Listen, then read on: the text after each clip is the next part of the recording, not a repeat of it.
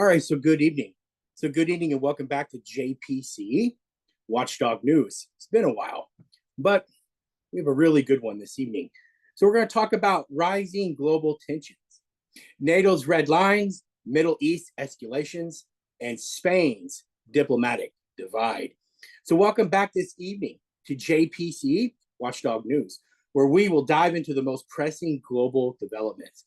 As conflicts intensify in both Eastern Europe and also in the Middle East, NATO members are recognizing their stance on red lines in Ukraine.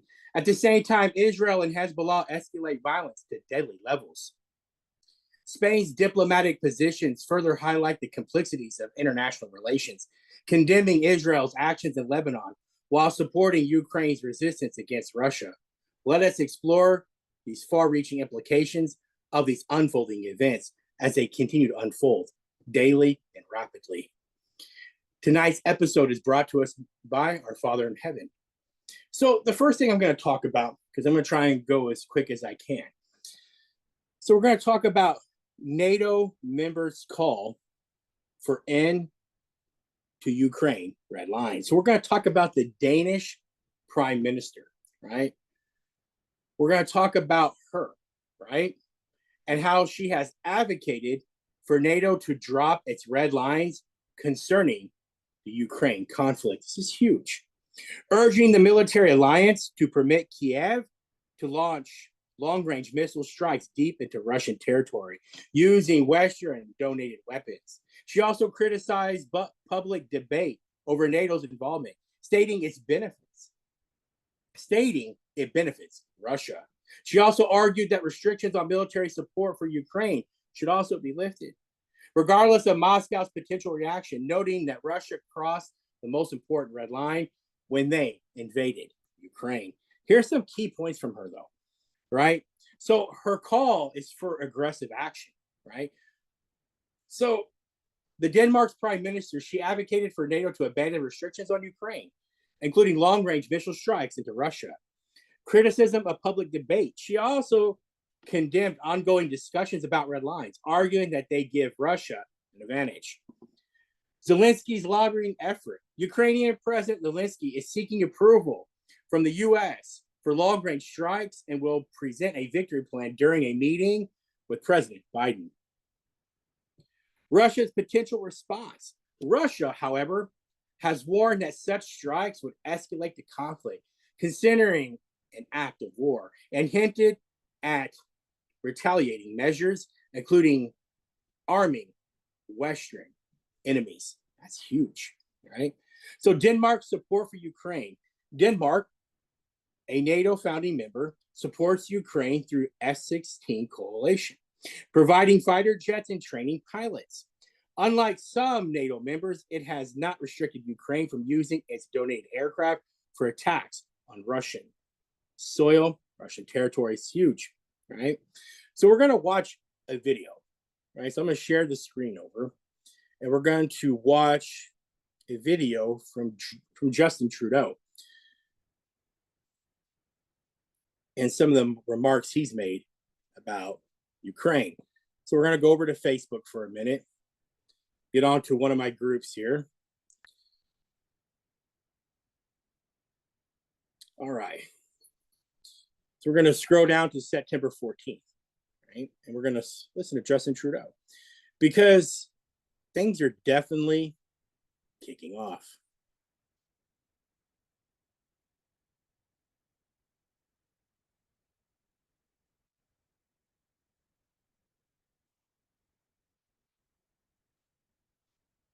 All right. As you scroll through, almost there.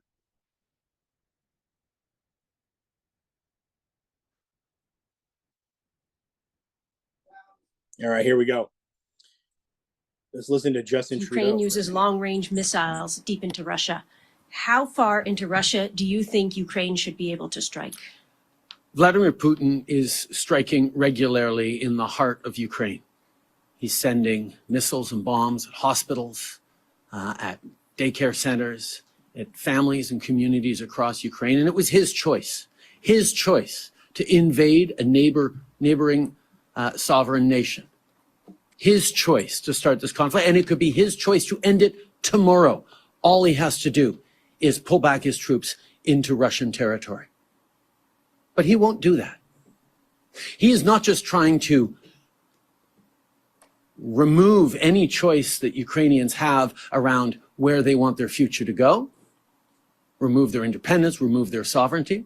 He is trying to deeply destabilize the international rules-based order that protects us all, not just in every democracy around the world, but in all countries around the world. Any country with a neighbor with a slightly larger army should be worried if it suddenly becomes allowed to invade and redraw lines on the map. And that's why Canada and others are unequivocal that Ukraine must win this war against Russia. And we will continue to be there to support Ukraine. And yes, Canada fully supports Ukraine using long-range weaponry to prevent and interdict Russia's continued ability to degrade Ukrainian civilian infrastructure and mostly to kill innocent civilians in their unjust war. That dude stumbles over his words like Biden, huh? Vladimir Putin says Russia will be at war. All right, so let's continue to talk. So we're going to shift our way to Israel now, right? We're also going to watch a short 1-minute video or so of Netanyahu, the Prime Minister of Israel. So what has happened? So Israel has launched its most extensive airstrikes against Hezbollah targets in Lebanon, resulting in at least, as of right now, 492 deaths, according to the Lebanese Health Ministry. Okay, the violence marks the deadliest day in the region since the Lebanese Civil War from 1975 to 1990. Tens of thousands of people have fled southern Lebanon as the conflict intensifies. Israel stated that it strikes targeted Hezbollah missiles and rocket capabilities, while Hezbollah confirmed retaliatory rocket attacks on Israel. The escalating violence has raised concerns from the UN and several Middle Eastern nations. So widespread Israeli airstrikes. Israel carried out what is most extensive airstrikes against Hezbollah targets in Lebanon, with that death toll of 492 people, according to the Lebanese Health Ministry. Some key points. The significant day of violence. It marks what the deadliest day of conflict in Lebanon since 1975 through 1990, the Civil War. Right? Mass displacement. Tens of thousands of civilians have fled southern Lebanon due to the escalating violence. Hezbollah's retaliation. Hezbollah confirmed that it fired rockets into Israel in response to the Israeli airstrikes. It's getting heavy over there. This is big. International concerns. The UN and various Middle Eastern countries have expressed concern over the rising conflict and its potential implications. Okay. Now, we're going to watch a 1-minute video from Israeli Prime Minister. Get over here to Telegram.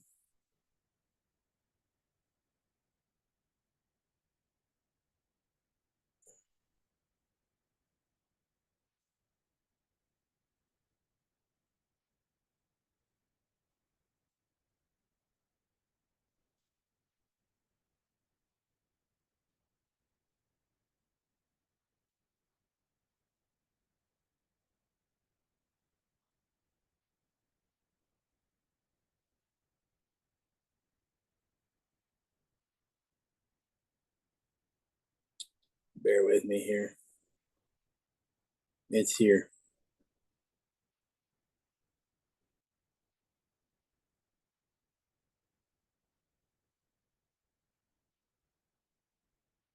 It's right here.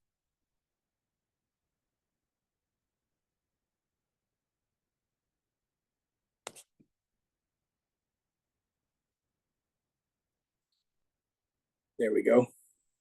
למי שעדיין לא הבין, אני רוצה להעביר את מדיניות ישראל. אנחנו לא מחכים לאיום, אנחנו מקדימים אותו. בכל מקום, בכל זירה, בכל עת. אנחנו מחסלים בכירים, מחסלים מחבלים, מחסלים טילים, ועוד ידנו נטויה.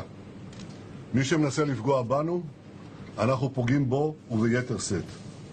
אני הבטחתי שאנחנו נשנה את מאזן הביטחוני, מאזן הכוחות בצפון. זה בדיוק מה שאנחנו עושים. אנחנו משמידים אלפי טילים ורקטות שמכוונים לערי ישראל ולאזרחי ישראל. אנחנו עומדים בפני ימים מורכבים, ואני מבקש מכם, אזרחי ישראל, שני דברים. ראשית, להישמע להנחיות פיקוד העורף, זה מציל חיים. ושנית, לעמוד יחד, בנחישות, באחריות, וכמובן גם באורך רוח. יחד נעמוד איתן, יחד נילחם, ובעזרת השם, יחד ננצח. All right. So this is what he said, right? For those who have not yet understood, I want to clarify Israel's policy. We do not wait for a threat. We attack it everywhere in every arena at any time. We eliminate senior officials, destroy terrorists, eliminate missiles, and it's only the beginning. Whoever tries to hurt us, we'll hurt them even more. I promise we would change the security balance, the balance of power in the north. This is precisely what we are doing. We destroy thousands of missiles and rockets aimed at Israeli cities and Israeli citizens. We are facing complex days. I ask you, citizens of Israel, to obey the directives of the Home Command. It saves lives. Second, stand together with determination, responsibility, and, of course, patience. So there were some of the remarks from the Israeli Prime Minister on what's going on, right? War is always a two-way street, right? What's ever going on over there is a two-way street, right? Like a spiritual war. It's been going on for a long, long time, and it will continue to go on. All right, so let's pivot now. All right, so let's pivot. And now we're going to talk about Spain, right? Also have an old article pulled up, right? We'll talk about that in a minute because that's a video. We're going to watch that before we close out. So here we go. So a NATO state condemns Israel. Spain also gave Ukraine 1 billion euros in military aid. That was back in May. This old article I pulled up. So let's talk about this for a minute. So Spain has condemned Israel's bombardment of Lebanon, expressing deep dismay over the airstrikes, which targeted Hezbollah and resulted in hundreds of deaths, including civilians. Spain has called for an immediate ceasefire in Gaza. It has also urged all parties to adhere to the international humanitarian law. This comes as Israel continues its offensive against Hezbollah, which has retaliated with rocket attacks in northern Israel. Spain's stance contrasts with its broader NATO alignment, as it supports Ukraine in its conflict with Russia while condemning Israeli actions in Lebanon. I threw that in there because it's very objective. It's true. So Spain's government, they condemn and express deep dismay over Israel's bombing of Lebanon, denouncing civilian casualties and calling for adherence to international law. There's civilian casualties on both sides. Are both sides resulting in civilian casualties? Even in Ukraine, we see civilian casualties on both sides. Ukraine has killed Russian citizens. Russia has killed Ukrainian citizens. So no different. What's going on in Ukraine and Russia is no different. That's what's going on over in Israel. It's all the same. Now that we got those out of the way. So number two, Israeli airstrikes on Hezbollah. Israel bombed southern and eastern Lebanon, targeting Hezbollah's leaders and weapons, which killed over 350 people, including women and children. Right? It's objective. It's true. Hezbollah's retaliation in response, Hezbollah's fired rockets at northern Israel as the exchange of strikes between the two have escalated. It's objective. It's true. Spain calls for ceasefire. Spain calls for immediate and permanent ceasefire, particularly in Gaza, to avoid further regional escalation. Well, if you're going to call for ceasefire, you may call for it all. You can't just say Gaza, right? What about what's going on in Lebanon? The Matrix is alive and well. All right, here we go. So international law references. Spain referenced the need to uphold UN Security Council Resolution 170 and providing the protection of civilians. Okay? Contrast with Ukraine's stance. While condemning Israeli airstrikes, Spain supports Ukraine and its war with Russia, highlighting a difference in its approach to to conflicts involving Western allies like Israel and Ukraine. Here's some of my connection and some analysis. Spain's combination of Israel military action in Lebanon, while actively supports Ukraine in its conflict with Russia, highlights a complex foreign policy stance. Means it's difficult. Both situations involve conflicts where Western-backed actors, Ukraine and Israel, are engaged in military actions against entities, Russia, Hezbollah, that are often framed as aggressors by the West. However, Spain's call for a ceasefire and adherence to international humanitarian law in the Israel-Hezbollah conflict underscores its concerns for civilian casualties and regional stability, which seems less improvised in its solid military support for Ukraine. The differing response may stem from varying geopolitical dynamics. Spain's support for Ukraine aligns with NATO's collective stance against Russian aggression. There's that word again. While its stance on Israeli actions reflects broader European concerns about humanitarian issues in the Middle East. This dichotomy demonstrates the complexity of global alliances, where nations like Spain navigate different approaches to international conflicts based on regional dynamics, historical ties, and humanitarian concerns. So before we conclude, let's watch this video, all right? In Japan. Very good. They're real our friends. My thanks go to Jamaica and the Netherlands. Putin has stolen much already, but he will never steal the world's future, I'm sure. We are now preparing for the second peace summit, moving forward with our partners step by step according to the peace formula. And we are working on food security, energy security, and holding Russia accountable for its terror. Next, we will address all other points of the peace formula, including the release of prisoners, the restoration of territorial integrity, and more. And we are preparing a document to present at the second peace summit. I invite all leaders, nations to continue supporting our joint efforts for a just and peaceful future. 14 years from today, Jen Gomez will turn her tiny garden into the... All right. So I'm going to go ahead and close out, right? So as these updates demonstrate that each escalation's potential for World War III looms more significantly. Denmark's call for removing NATO restrictions on Ukraine and allowing Kiev to strike deep into Russian territory could provoke a direct conflict with Moscow, rising the specter of nuclear retaliation. It could go nuclear.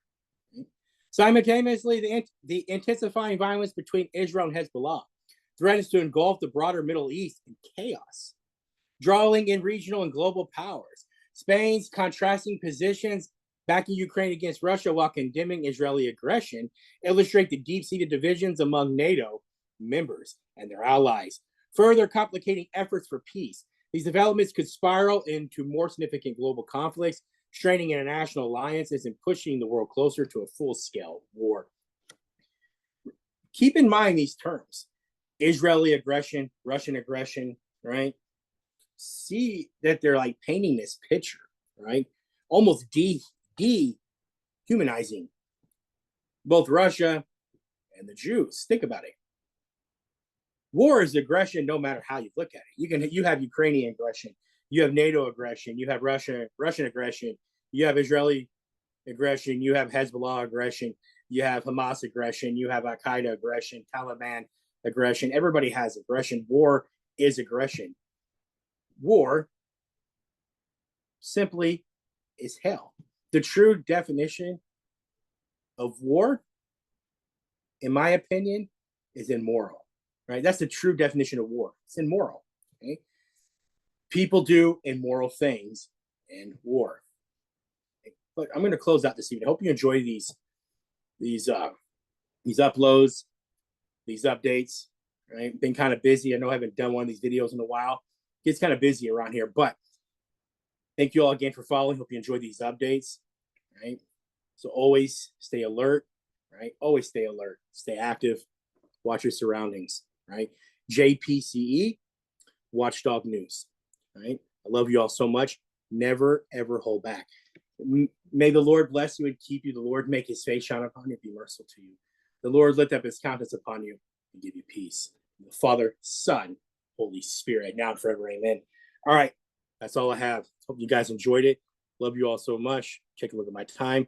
All right. It's good, good, good. All right. So we close out. Stop share. Hope you all enjoyed it. All right. Watchdog News. Thank you all so much.